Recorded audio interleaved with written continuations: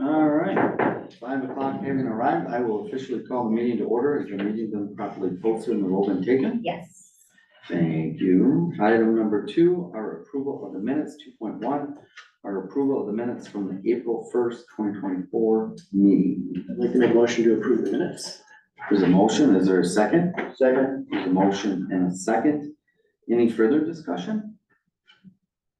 Seeing, hearing none, all those in favor of the motion signify by stating aye. Aye.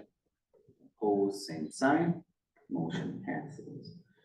Item number 3 are communications. I don't believe there's communications this evening, so we'll move on to item number 4. Public hearing to review and possible recommendation regarding FWF construction. 4.1 is a public hearing on a request to consider a conditional use permit at 404 West Walworth Avenue and 116 Walnut Street, tax parcels XWUP 115A and XWUP 115B1 to allow for a group development land use and construction of a parking lot within the institutional and residential single family 3 RS3 zoning districts, again, applicant FWF construction. So with that, I will go ahead and open the public hearing. We can't hear you back here. The mic not on. I guess not. Usually no one has a problem hearing. My wife said I talk too loud. Okay, All right, we'll have to get there. They're on now. Better. All right, We'll Mr. start Mayor. out with staff. All right. Yes, Mr. Mayor, this is at 116 Walnut Street. This was previously a church, was a parsonage, and this is a new church that's coming into this building. They are combining the lots into one single lot, and on the lot that's currently vacant, they're planning to turn into their parking lot for the church.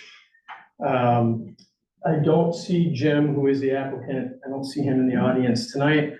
But staff, with going through this, we did have a couple of questions kind of for the plan commission tonight with, when it comes to curbing. I believe the way that they drew their application up is they had their curbing for the individual parking spots. I believe our code does require curbing. And it's usually the entire parking lot and the perimeter, but there have been some things in the past that have been approved through the plan commission that didn't require it to be done that exact way. And there was also some questions as to what they were using for when it came to the curbing. If according to their map, it's hard to tell if certain things are paint lines or actual curbing. So I was hoping that Jim was gonna be here tonight to answer some of those questions for you, but that was some of the information that staff wanted to bring forward for your information.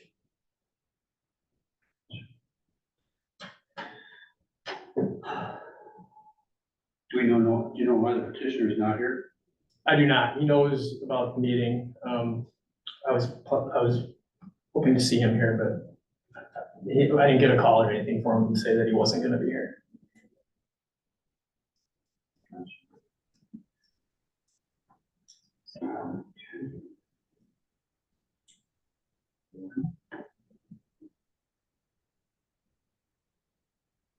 If you guys have questions and Jim's not here to answer them, it's hard for. I think I would pass it over to the next meeting. Yeah. The petitioner can't be Well, here. no, I mean, if the question has to do with staff's recommendation, we could, at the point, 4.2, talk about requirements.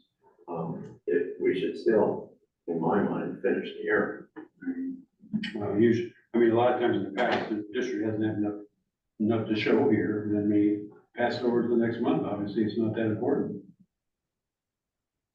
Dude, when was the last time you had communication with Jim to tell him about today's? Because sometimes Yeah, we tell him, but then it'd be nice to have. Staff's been communicating with him mainly through email. And I know it probably would have been just in the last Friday, we got some information from them, through Jackie, so. But the biggest, I guess the biggest concern from staff is more the question as to what we would want to require from the curbing standpoint.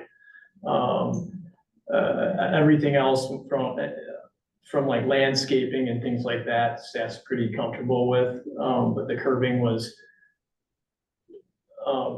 kind of a question. I guess I would just ask, is anyone in attendance that knows Jim and could maybe reach out to Jim? I think, There, excuse me, Yeah. I don't think there is a technical requirement.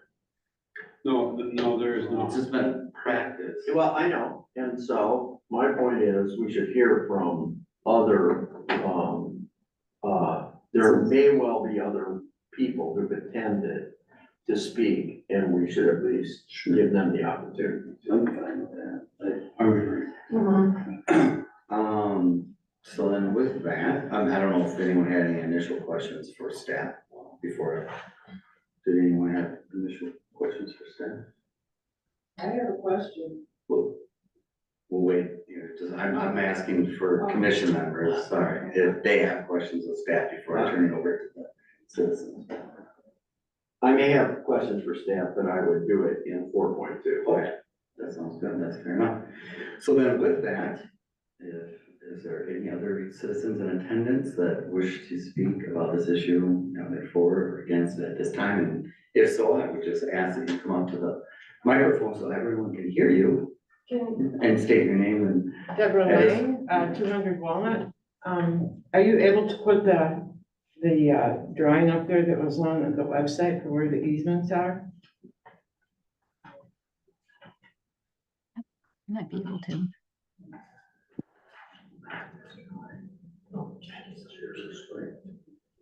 Jackie can share her story. Yeah, I think I can do that. Let's see. How's that?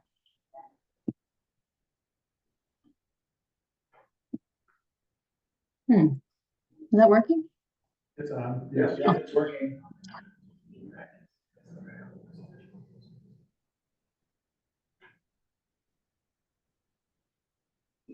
Is that So what the you were- easements are gonna be on Shaw Street? Am I, Yes, correct. the city planted some trees on that terrace today.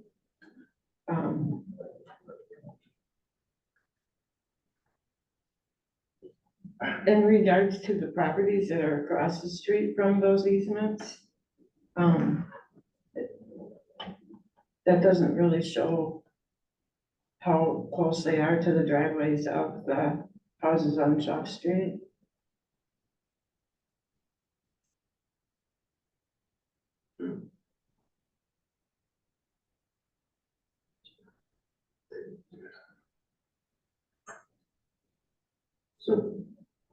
So your objection is, I don't live on Shaw Street.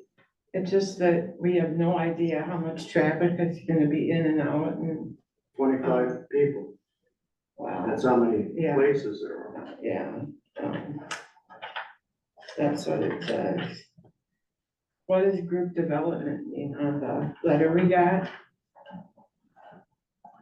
Would you like me to answer that one? Jack? Sure. So a group development is a term in the zoning code that is used to describe a property where there's multiple things going on at once on a given property. So in this case, we have a existing church and then an existing pastor residence. And normally those would not be permitted on the same lot. Because this is a pre-existing development that's allowed, it's grandfathered in. But because they're expanding to add the parking lot, they need to kind of come in through the process that they should have done in the first place, which is to get approval for a group development to allow for all three items on that lot. So the existing church on the same lot as the pastor residence, as well as the parking lot. My only concern would be the traffic on Shaw Street. I mean, there's houses on Shaw Street right across from the easements.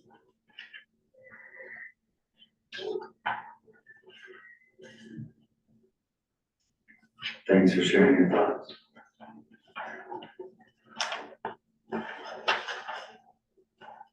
Any- Point, I guess. I said mute point, I guess. Anyone else wish to speak either for or against the issue before us? And all I would ask again is to come up to the podium and just state your name and address for the record. I'm Robert Daw. I live across the street from where this proposed parking lot is, and I'd like to know how often they're gonna be using that parking lot, how often there's gonna be traffic on this street that's only 1 block long. It has, really just 2 houses on the entire block, but 1 house on the corner of Shelf and Walnut, 1 on the corner of Shelf and Cummings, an apartment house on the corner of Shelf and Cummings as well, where a number of children live. And I'm concerned about the traffic, that a parking lot with 25 parking stalls used frequently, what kind of congestion and hazard it may develop for the residents who live along that 1 block stretch of road where we're accustomed to having little or no traffic. And now there will be considerable amount of traffic on that street. I'm not opposed to the existing building and parsonage being used as a church, but I'm concerned about the increase in abundance of traffic and use of that street. In addition to that, the parking lot will be behind a family home, which faces Walnut, or Walworth right now, that also has a number of children residing in it. And so I'm a little uncomfortable with the amount of traffic and that amount of use that parking lot will get. Perhaps if the parking lot's used on a Sunday or an occasional weekday for church purposes, it might be more tolerable, but if it's used frequently, probably not so much. So, thank you. Thank you for sharing your thoughts. Anyone else wish to speak at this time on this issue? Just from staff's perspective, I just wanted to state that this property is already zoned institutional. There's been a church there in the past. I don't know how much it's been operating, but the zoning is already there for the church. There hasn't been a parking lot in the past, which means they're parking on the street. So I would think from the staff's perspective that having a parking lot instead of parking in the street would, I don't know if everyone would agree with me or not, but I think that would probably be a little bit more helpful. I believe there's no parking on the north side of the street, but on the south side, there's street parking. And I think when school's in session, there might be some time limits. I can't speak for the church, but I would assume that there's gonna, they're gonna probably be using it Sundays and youth groups, and I don't know the exact days that they would be using it, but I think that having parking additionally off of the street would probably be, from a safety standpoint, a better option. Thank you. Again, any? I could add a few things, Smith. I would agree with T's statement. Staff feels that bringing those parked cars out of the neighborhood and into the parking lot would be an improvement over the current conditions. You'll also see in the staff report, we're requiring them to place landscaping along the property line and along the front of the parking lot to soften the edge of the parking lot and also provide some buffering between the adjacent multifamily and single family development. And we did take a look at this is a local street, and so there's pretty low traffic right now, and staff doesn't anticipate a major disruption to traffic patterns because of this parking lot. Thank you, Jackie. Again, Anyone else, wish to speak at this time regarding this issue?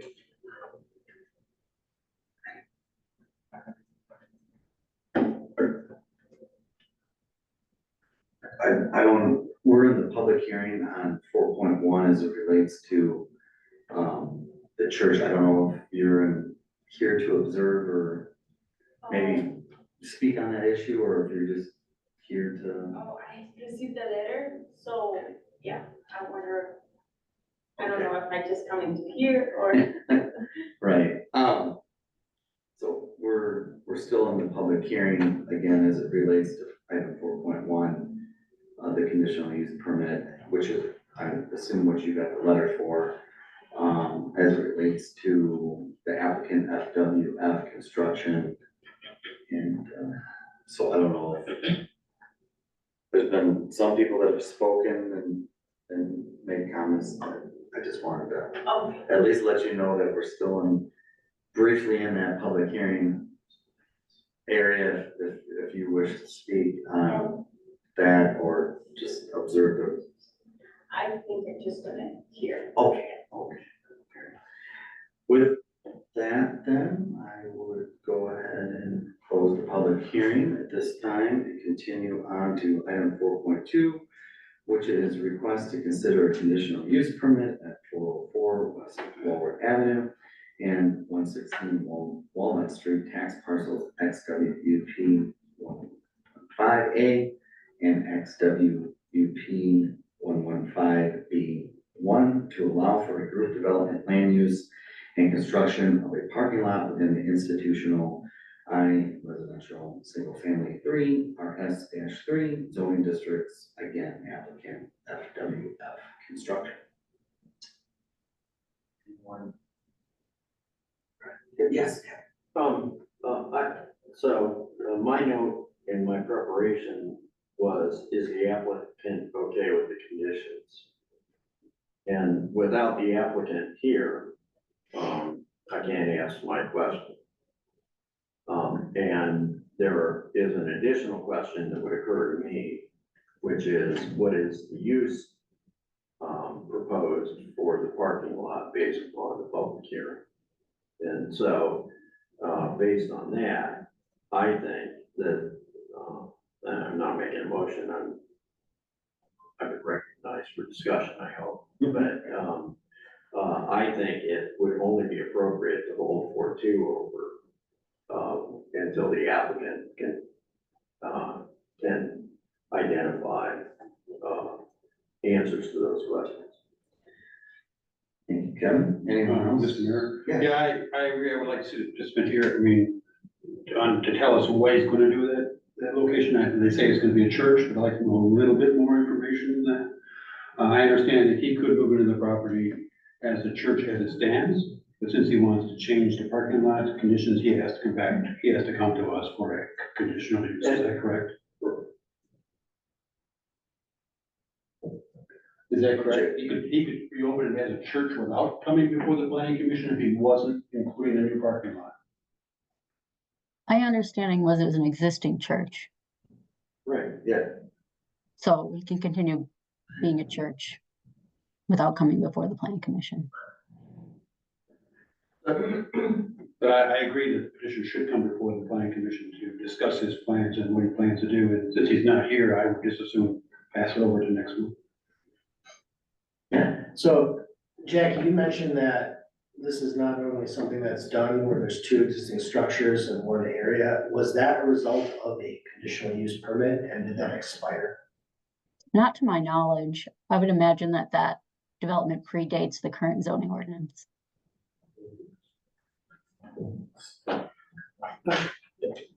That was something that was grandfathered in. Those two buildings have been on the same property for a very long time. Okay, 1965. okay. And I just want to remind folks that while that is an existing institutional use and an existing church, it hasn't been heavily attended or vigorously used, I guess I would say, for some time. And it period of time was a satellite, for a period of time, it was a stand, and I'm speaking now, from our Redeemer history, okay? It was a standalone church, and then for a period of time, it was a satellite church of our Redeemer. And several members did a lot of work to help that church get reconditioned, but it hasn't been what I call heavily used in some time. And we may want to point out that at a point, the city's position was that it was no longer operating as a church, but they appealed that perspective and won. Right, Andy? Correct. All right. There seems to be a consensus that since the petitioner isn't here, I formally ask for a motion to carry this over then to next month if someone cares to make that motion. So, Second, There's a motion and a second. Any further discussion? I think it's important that when questions need to be addressed by either staff, the committee, or new questions that are raised by the public that we aren't necessarily aware of, that petitioner should be here. There are events where we will make a decision and they don't need to be here, but those are usually something that has been handled well behind the scenes, and all the questions have been asked and answered prior to this. This is not that case, so I definitely favor the motion. Thank you. There's a motion and a second. All in favor of the motion signify by stating aye. Aye. Opposed, same sign. Motion passes. We move on to item number 5, which is public hearing, review, and possible recommendation regarding Layla Vasili. 5.1 is a public hearing on a request to consider a conditional use permit at 317 South Wright Street, part of tax parcel XA 4527-2, to allow for an indoor commercial entertainment land use and a planned infill development within the business regional BR zoning district with a wellhead protection overlay. Again, applicant Layla Vasili. With that, public hearing. Is that? Oh, I'll just talk loud then. Yeah, Mr. Mayor, this is at 317 South Wright Street, and the petitioner actually has withdrawn their application. They did this relatively recently, and you will be seeing them next month, Plan Commission, for a different location that they want to pursue with the same business plan. Thank you.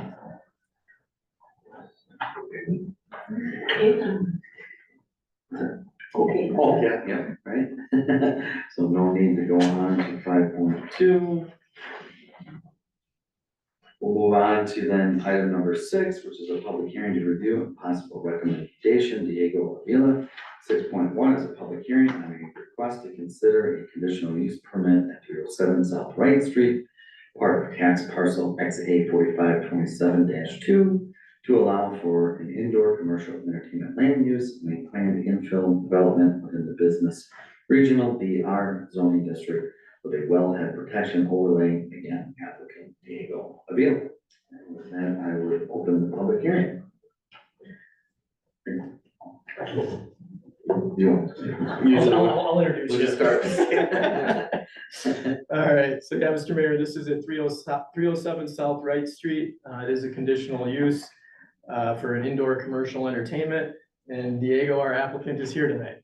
So I don't know if you have questions for staff right off the bat, or you want to just start with Diego. Petitioners, again here, welcome again. Hold it, I'm sorry, Steve. I was slow on the draw. This one is 307? 307. Okay, 307. so I do have a question, Steve. Yep. This is the bay that's presently Mark Cube's Mark office. Yeah, that's- I drove by it this morning, it says 307.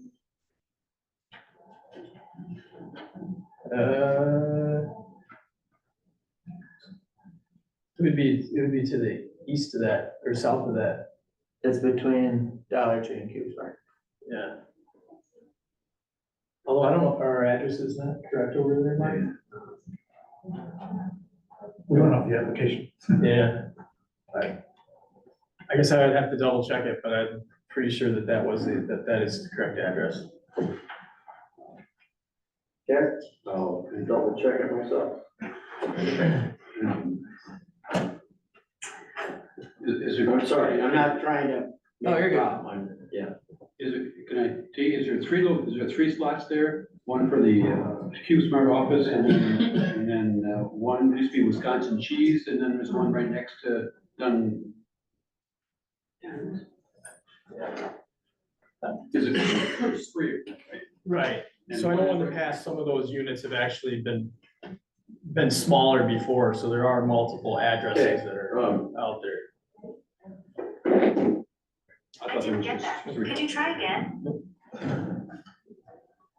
So, Okay, so we're talking about the unit right next to the office. correct.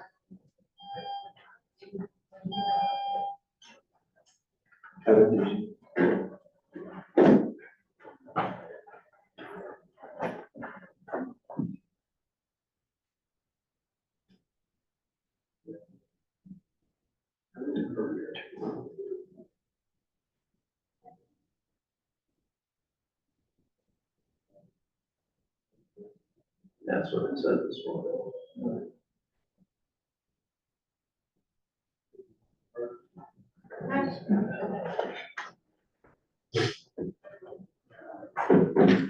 So, I think I don't know what you want to do. I think you have an address problem. Yeah, I mean, there wouldn't possibly be any chance that with the previous petitioner No, not. 217 is. Yeah, I mean, Dollar Tree, the place that I'm trying to go for, Cube Smart, and then the petitioner before, that didn't show that's pulling there. up. Right, yeah, Okay. I believe it was Cube Smarts previously, and, yeah, that's talking to the property owner, that's kinda, in the lease agreement, that's the address I put down. Okay, cool. Okay. Thank you very much. Yep. Well, thank you for helping to clarify that, and with that, Diego. Yeah, so it's kind of just what I'm doing with it. It's we're looking to start, we already have like a mixed martial arts place going right now. We're running out of room and that's with Cornerstone Jiu Jitsu. And so we've been doing that, but we're running out of room and we just started a youth program that's going as well. And that's where we're looking to relocate to kind of accommodate to the growth right away. Forgive me if I'm not going in order. Yeah, if there's anything else, but we teach kickboxing, MMA, boxing, and then also wrestling. We're gonna roll out a wrestling program too. Then that's gonna be chartered through USA Wrestling. Yeah, and then down the road, it'd be nice to get chartered through USA Boxing as well. Diego, any questions for Diego? Not. Guess we're good. All right. Are there any other citizens here in attendance that wish to speak at this time regarding this issue?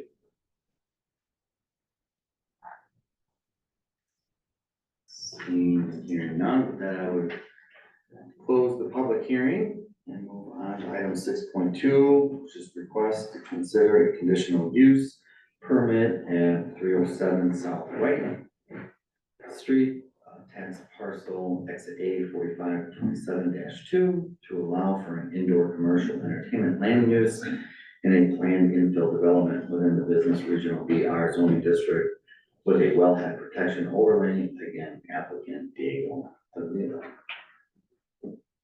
Anyone care to make a motion? No. No? Can someone check XA, the tax parcel? Please, ensure we have the right address. The tax parcel is the entire shopping center. It's one tax parcel. So CubeSmart all the way to Tractor Supply has one tax parcel. Has multiple addresses, In terms of notice, everyone within 300 feet of the exterior of the property received notice.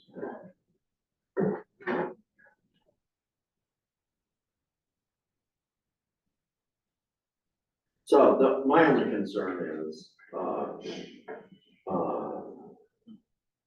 the conditional use is address specific by law. It's applicant specific. And it can't be transferred. That's one of the specifications in our,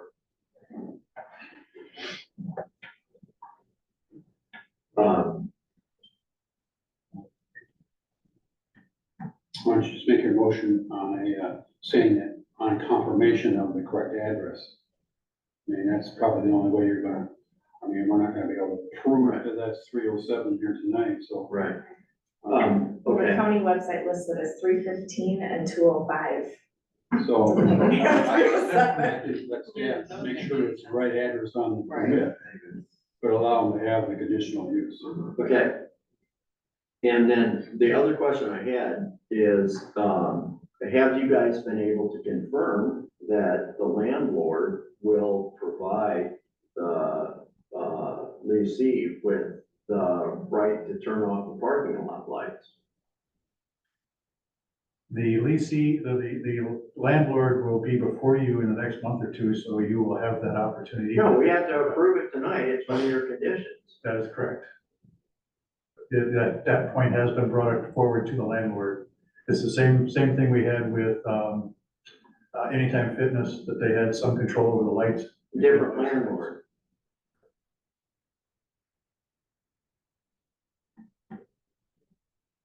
So, I'm all in favor of approving this for these guys. You may well have put a condition on them that they can't exercise. The conditional use permit goes with the property. So it goes with the landlord as well.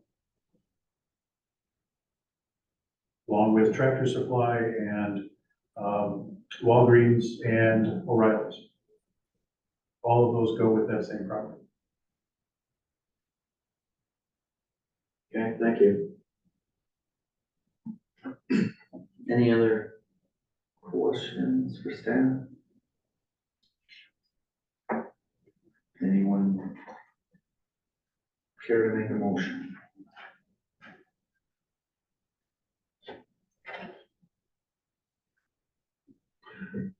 It'd be an interesting motion. I would move to approve the motion, provided that staff can provide the correct address number for the permit. And as far as the conditional, condition, Given that the commission believes they know which bay it is, right? Yeah. That's I correct. mean, that's our justification, Andy, right? So, And they'll put the correct number on the application to make sure that the number goes with the building they're trying to lease. And as far as the conditions for having them control the parking lot lights, you can leave the condition in there. And they're gonna have to work with the property owner to get that to happen. And that's the motion. There's a motion, is there a second?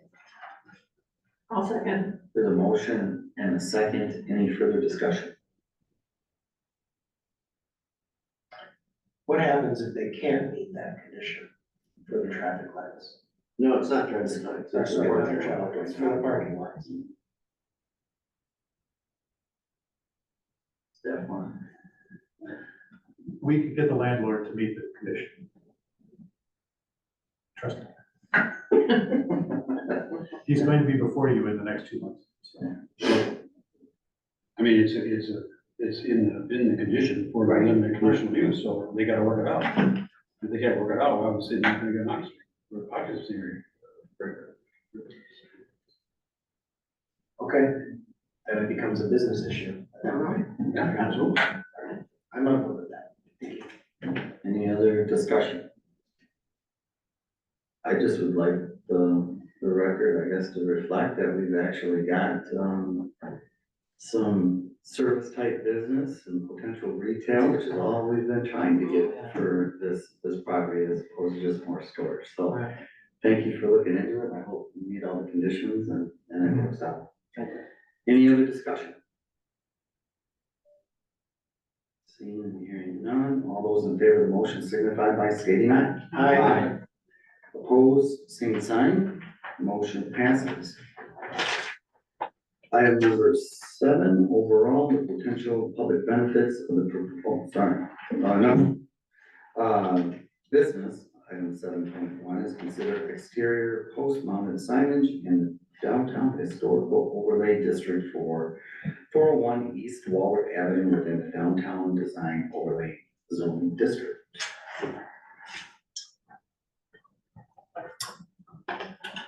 Yes, Mr. Mayor, this is at 401 East Walworth Avenue in the downtown historical district. It's known as Los Agaves. They are looking to put up there's an existing pole sign that hasn't had a sign on the top of it for a while, and they're looking to put a new sign on that. And they meet all of our requirements except when it comes to the signage. They're looking at, there's electricity that's already ran to this pole sign, and they were hoping to internally light this sign. And in other districts, or not in the historical district, there's no issues with lighting the sign. In the historical part, we do have some rules and regulations.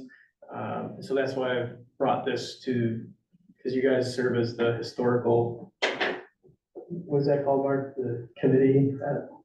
Downtown design historic.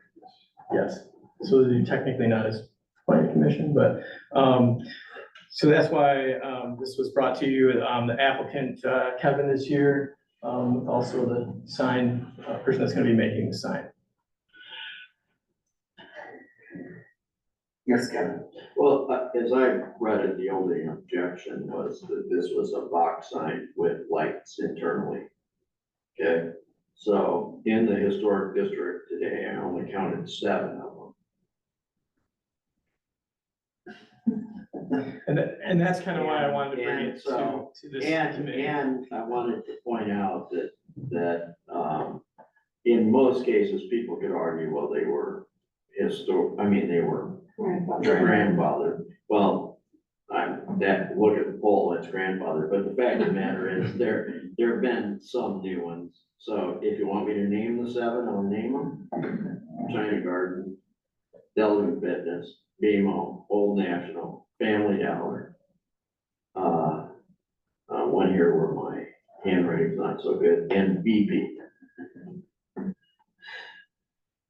And so my point is, in terms of historic locations of pole signs, that we as the downtown historical overlay district has been rather permissive.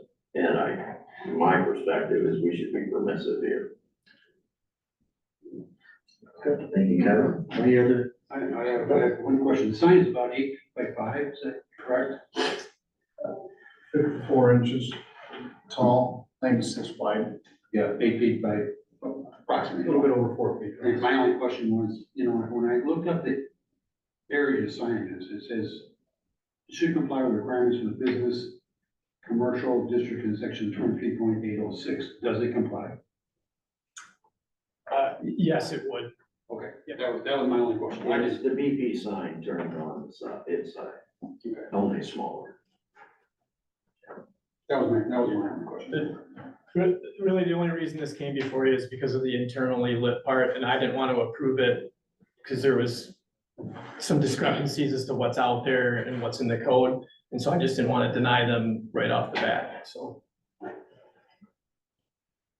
Any other? Cool. Yeah. So I agree with Kevin on that.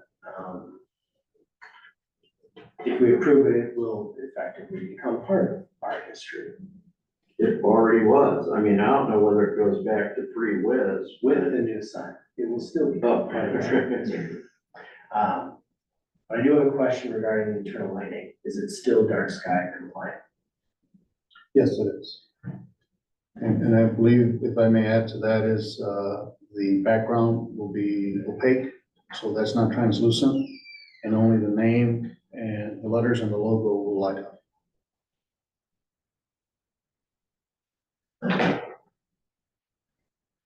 Thank you. I like the brick stack. I do too. Yeah. I think that's Very attractive. That's classier than the pole, that's for sure. Mhm. That was my goal when I proposed that to the client, was to dress it up, so we were not just a steel structure for the sign. In a historical district, I thought that would be appropriate. Well, it matches the building too. Correct. And that's really a nice touch. Anyone care to make a motion?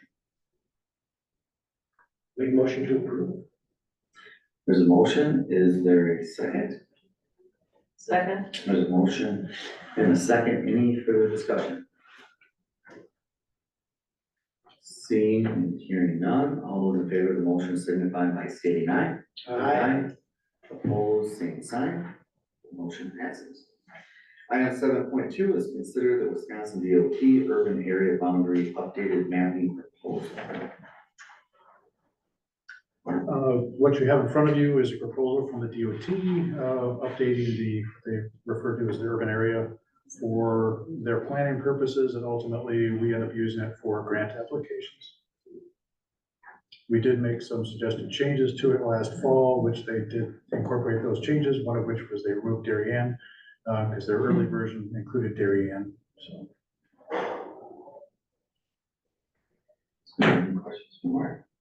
Yeah, Kevin? What other, impacts does this map have? It's for planning purposes. The DOT uses it for planning purposes, and then we, because of that, it ties into our grant applications. And so, does it impact any, road requirements or anything like that? Different specifications for urban roads or? That would typically be tied into traffic impact analysis, which this is part of that, but it's a smaller part. When they get into actual road design, as far as lanes, that would all be tied into a traffic impact study. I have one question. So there is, this little triangle of land here that I think we identify as a future subdivision that's still part of the town of Delavan. This does not affect the city's comprehensive. No, I know, but why wouldn't we put that in the urban district? Because we have some other stuff we're outside of our, where we're outside of our city limits, and we know that that potentially is an urban development. We did bring those forward to them. They basically said no. Oh, so the yellow one has been negotiated. Correct. Okay, thank you. Thanks, Kevin. Any other questions?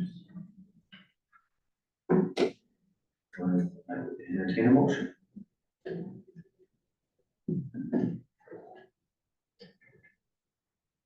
Mr. Mayor, I'll make a motion to recommend the resolution adopting the proposed urban area boundary map dated 11/27/2023. There's a motion, is there a second? I'll second the motion. There's a motion and a second. Any further discussion? Seeing and hearing none, all those in favor of the motion signify by saying aye. Opposed, same sign. Motion passes. Item number 8, building inspector's report. Yeah, so currently this year, we've done 7 single-family homes. I've had a bunch of builders drop off some plans, and I've got 6 more on my desk, so things seem to keep moving out there. I would say in the next 1 or 2 plan commission meetings, we'll be having step 4 from the Aspire Apartments on Hobbs Drive, so that one will be coming before you soon. And then also another PIP step 4 with Harbor Club, with having the 4 the 40 duplexes, turning into the 23 single-family homes. So, and then the 277 unit buildings are finally getting shingles, getting roofed under there, so it'll be nice to have that watertight here pretty soon.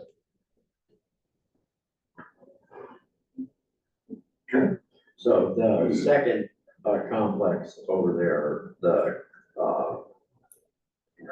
The one on Farrell? right, that garage is finished now. What responsibility do you have? No, I'm sorry. Next to the baseball field, across the street from, Pickens. Falcon Ridge. Yeah, the Falcon Ridge, okay. And so one of the building that's on Phoenix Street is the one that's getting ready to be under roof.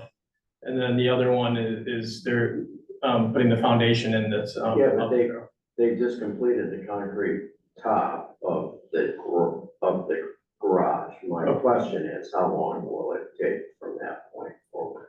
Oh, moving forward. Well, I know the days, Geronimi, I think from the start said that it was gonna probably take them 2 years from start to finish of each unit, or of each building. So, and I know for a while the building sat there for a little bit this winter, so their plans kind of change a little bit. But I'm assuming, that they'll probably be like 7 or 8 months behind the, first building that went up. And if I recall correctly, you don't have any inspection responsibility there? No, I do inspections out there, correct, You do? yes. Okay. I have a different question. I'm pretty sure I know the answer, and it's gonna have to deal with the fact that we don't have anything in place to facilitate it, but when it comes to construction or projects throughout the city, how do we handle lack of safety? And I'll give you an example. For major construction projects, typically they're fenced off and secured so that only the construction workers have access. Whether or not those construction workers are safe is a totally separate issue. But after Cinco de Mayo, I walked down to go check out the dam project. And while I appreciate the fact that there were a number of kids out there fishing, they were in fact all over the equipment that was being used to fix the dam. So I think that there's a problem when you have access to heavy equipment, cranes, things like that, climbing around on that. At what point does that become the city's responsibility because this is a city project?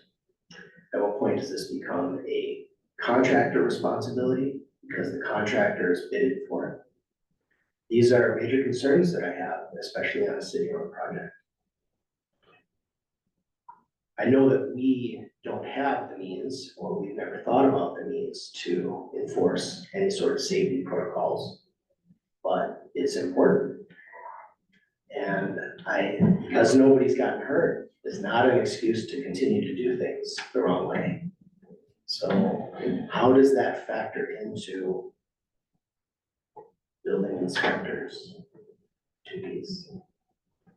Does it? Can it be? Is that something that should be expanded? Is that something that needs to be redeveloped? Is that something that the planning commission should even look at? I know this is a complicated question. Right. You kind of asked multiple questions within that from the city-owned property. I'm gonna let Mark address that part. Yeah, it's on the public right of way. It's no different than a road project. All of our contracts, public works contracts have at least a 3 or if not a $5 million liability policy in which the city is also named as a third party on all of those. There is no way to fence off the dam project. There is signage down there that says unauthorized personnel are not allowed in the area, but there is no physical way to fence that completely off. And we have kids climb on construction equipment on every one of our projects, and the police do their best to try to prevent them or to warn them and tell them not to, but it's gonna happen. So It's not just kids, adults. Yes, there's plenty of them down there that should know better as well, so. But the police have been down there, they have been given warnings. including me. I didn't climb anything, but I did go down and inspect, I did go down and inspect. I do have one question. It's really, any update on the Speedway building? I mean, they cleaned it out, figured it off, is it, have you heard anything or? So the only thing that I've heard, and I wouldn't say it was officially from them, but I've heard that they're closing that location. And that's all that I've heard. Thanks. That reminds me, with the Speedway, do we know if those gas tanks are coming out? Are they intact? Are they leaking? What are we looking at? Like, that comes under federal review, that's a federal. Right. Yeah, like I said, federal program. most of my information I've gotten from other people, which is probably from Facebook. I haven't gotten anything officially from Speedway or anything like that. I heard something that there was some issues with their tanks and that they decided that from a financial standpoint, that they weren't gonna stay at that location and make those repairs. I'm sure there's some federal, things that happens, but, no one's talked to me about it. I can tell you from experience that when you abandon those gas stations, the federal government does come in and they will make you pay for Remediation. Right, thank you. Yes. So that's gonna be on the city's back in order to fix that. Right. Kevin, and then,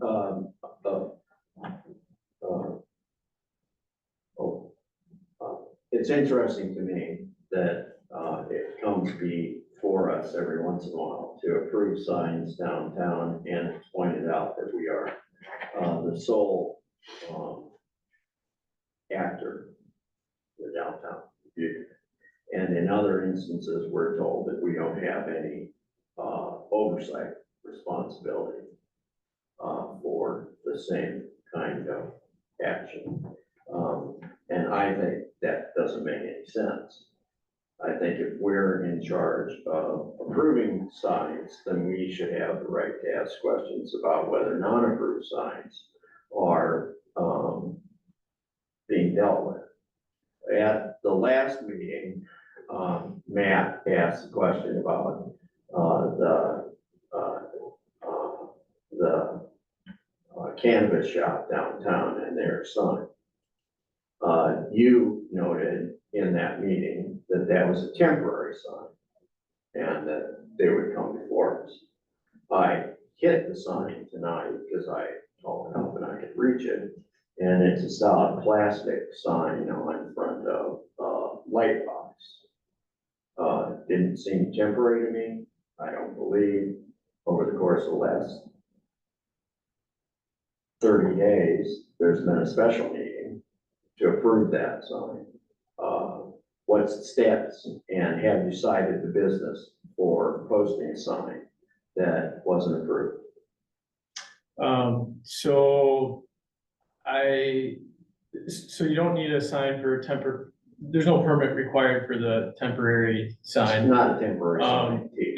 Right, I haven't been out there to touch the material or anything like that, but I do know that I did talk with the owner because he called me and, we did talk about it, and my conversation with him was, cause he said it was gonna be a banner like sign, that it was gonna be a temporary sign, and then I told him the issues of, So has he been cited? no, Okay, have you inspected it again? I have not. Okay, so, That's where we stand. that's where we stand. Any other questions, updates? Yeah, not, And I guess I have a question, and, when it comes to those, because I don't mind bringing in regards to signage, I don't mind bringing every sign to you, but the signs that I have been bringing to you are ones that, I would say there's like a gray area or something, like if that sign that was here tonight wasn't gonna be internally lit, it just met everything, so that's why I wouldn't have brought it to you. But I don't have an issue if, I just asked if it had been approved, because at the last meeting, you said it was temporary. You said it hasn't. no, I was talking about the Los Agaves sign, like tonight, if that sign, Well, I can only speak as one member. I think that you appropriately brought that sign in front of the commission because it was it is not, I mean, there's no good definition in the downtown ordinance about what historic means. But I would want to know, if I were you, whether or not somebody was gonna object to it. Yeah, so, and I guess for the cannabis sign, so there is no, I mean, I know I kind of answered it, but there is no permit pulled, and, from my position, I was just aware that it was a temporary sign, so I will follow through with that. Kevin raises an interesting point. I believe that that particular shop, there's only 25% that is able to be used for what was not approved in terms of the smoking, vaping aspect. Is that something that is enforced by our rules? Should. So- I brought that up last. If that's something that's enforced by our rules, then the enforcement piece should naturally follow. So I think that there's more to it in terms of the enforcement component and what that looks like in the future, because clearly we don't have anything in place in terms of enforcement. You know, and I agree with all the questions that are coming up here tonight. We gotta remember, we're not a regulatory body here, we're a planning commission. Except in the case of the downtown. Yeah, so Design I'm district. just saying that when you bring something up to Calvin, really just bring it up and let him. It's a reminder, we can't really discuss regulatory, how we regulate, or how to enforce regulate, because it's not our job as a planning commission. You know, just get the planning commission in some sort of hot water eventually. But we could determine what that looks like from a policy standpoint. So, Well, you could bring it up and and true, but you could always say, you know, you need to look at this, or you I need, think, Matt, in the case that you're raising, yeah. this is a matter that the GOC needs to be talking about enforcement action on. That's correct. We And can that's- talk about whether the sign meets the downtown design district and whether or not T is following up on ensuring appropriate permitting and stuff like that. Well, we could make a recommendation that that all be handed over to the GOC in order to No, determine. we're outside of that. No, we can't do that. I think we're moving beyond just the Yeah, normal updates, so, all good things to discuss. So if there's no other specific building inspector report updates, and there's no additional business, I would entertain a motion to adjourn. So moved. Second. Motion and a second, all in favor of adjournment, signify by stating aye. Aye. Opposed, we adjourn. Thanks. Thanks for this, Ryan. But Matt.